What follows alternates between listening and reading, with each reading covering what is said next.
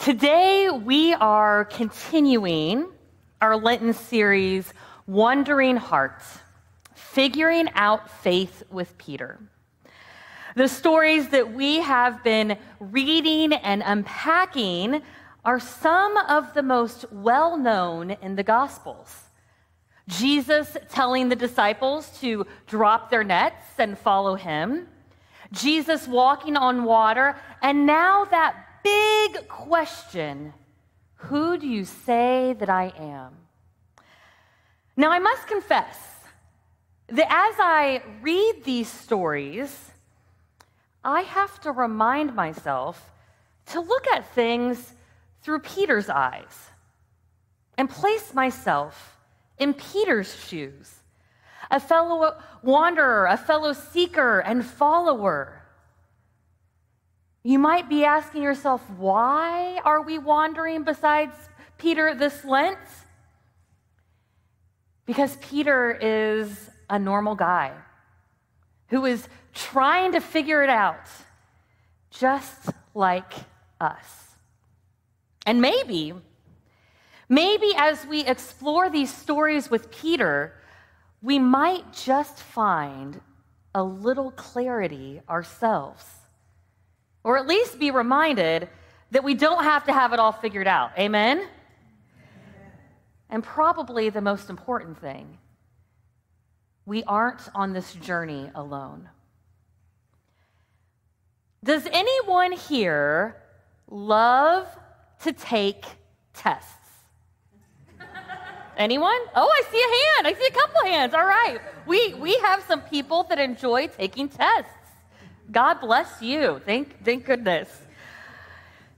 I love a good trivia night, but I hate taking tests. I would get so anxious and stressed when it came time to take a test in school. Essay questions weren't as bad because I could explain my answers. But multiple choice, whew, those were the worst. One shot to get it right. Unless it was that circle D, all of the above. It didn't matter how much I prepared or studied or how well I knew the material. When I read those questions, when I would watch that clock, you know the clock I'm talking about, right? Those old circular ones, tick, tick, tick, tick, tick. My brain would go blank. When I hear the question that's in front of us this morning, who do you say that I am? I find my heart rate immediately picks up and I start to feel those butterflies in my stomach again. That's a really important question. And I don't want to say the wrong thing. If I'm Peter, I'm racking my mind trying to think about all the things that Jesus has told me and taught me. Recall what I've seen him say and do. Okay, he's a healer. He's an advocate. He's a friend. He's a storyteller. He looks out for others. He performs miracles. He's a change maker. He's a challenger. He's a leader. He's a teacher. He's spiritual. He's a son. He's a pretty good fisherman. He's great at sharing resources. He gives me courage. He loves his friends. He loves complete strangers. What do I say? What if I'm wrong? What if I offend my friend? Is there a certain answer he's hoping to hear?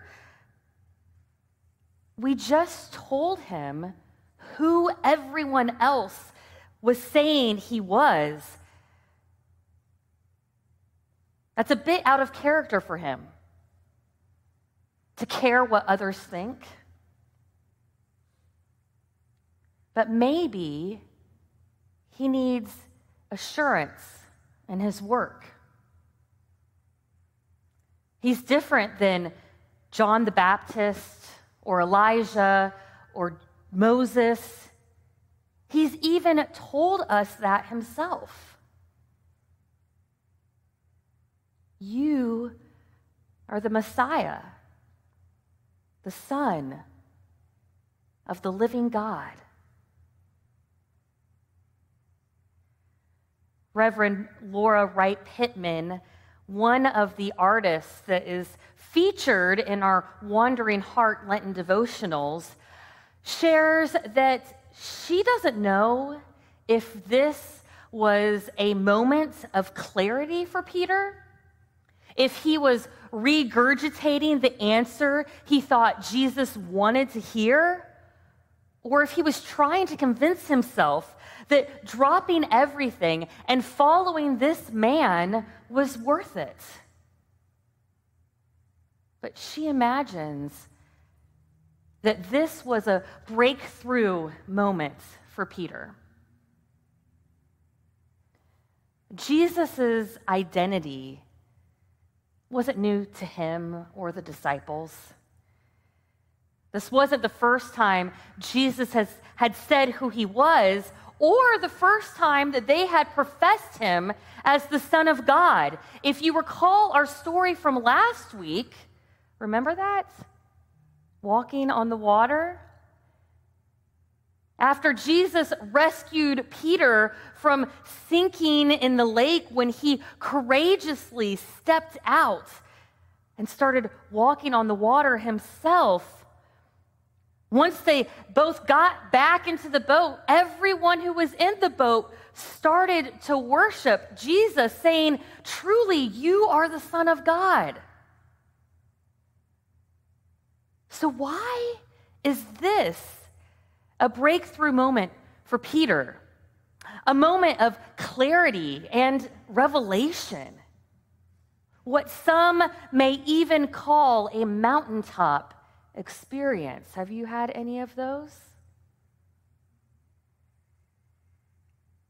Is it because Peter proclaims Jesus as the Messiah?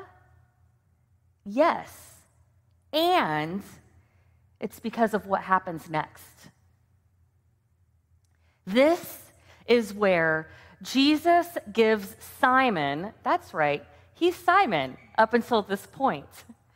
This is when Jesus gives Simon Peter his nickname Peter, Rocky, his solid, steady, dependable friend, the rock on whom he will build his church. Wow.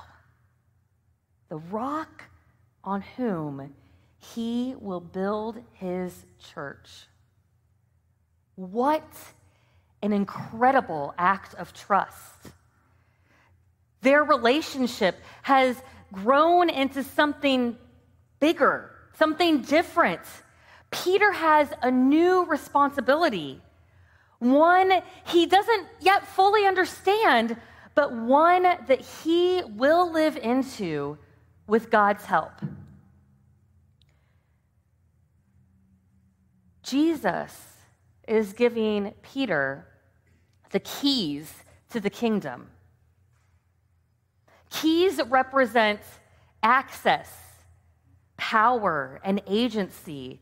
Does anyone remember when you were first given a set of keys to your house? Or your first set of car keys? Right? With great power comes great responsibility. Did Spider-Man say that? I can't remember. Keys represent the ability to do something or to make a decision. And Jesus wasn't just tossing the keys to Peter and saying, okay, go and do this, and expecting him to figure it out on his own. No, Jesus had been equipping the disciples throughout his ministry, walking with them as they learn what it means to be kingdom builders on earth as it is in heaven. Walking with them as they discover how to answer that question, who do you say that I am? Walking with them as he prepares them and empowers them to be the leaders of this movement of God's love here and now. Can you imagine what it must be like for someone, well, not just someone, but Jesus, the Messiah, God in flesh, to place that trust in you?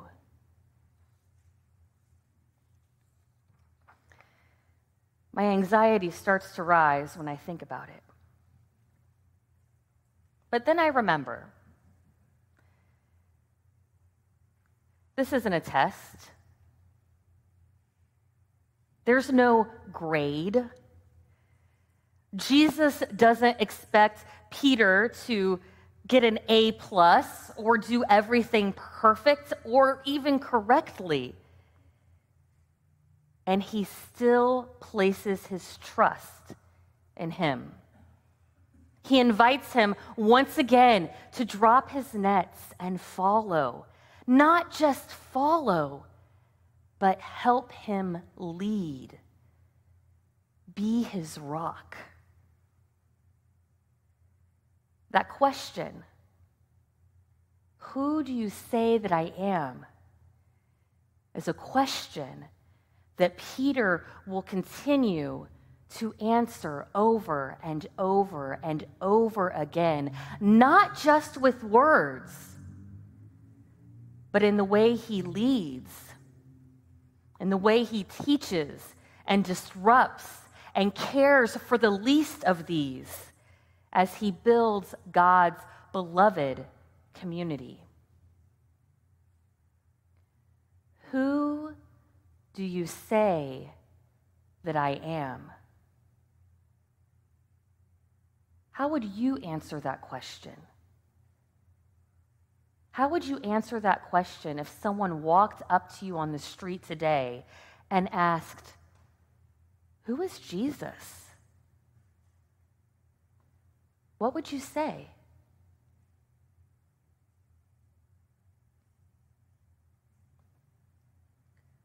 Who do you say that I am when you come across someone who is hungry?